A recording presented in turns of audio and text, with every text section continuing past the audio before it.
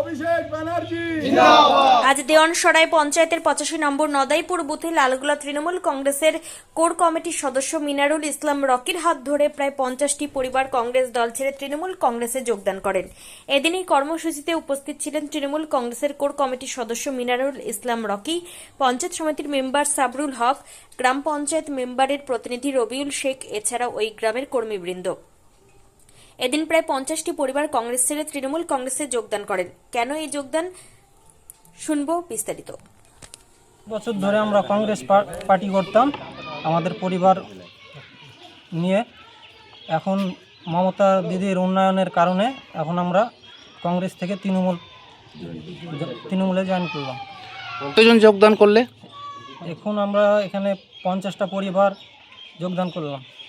তোমার গোলাম মাসুম, বাড়ি? নদাইপুর। আজকে আমাদের দেওয়ানসরা অঞ্চলে 85 নম্বর বুথ নদাইপুর, এখানে প্রায় 50টি পরিবার তৃণমূল কংগ্রেসে যোগদান করলেন।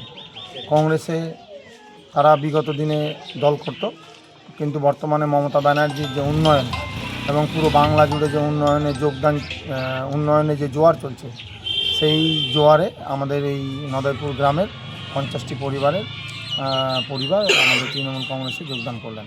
আপনার নাম পদবী? আমার নাম মিনারুল ইসলাম রকি, আমি লালগোলা ব্লক তৃণমূল কংগ্রেস কোর কমিটির সদস্য।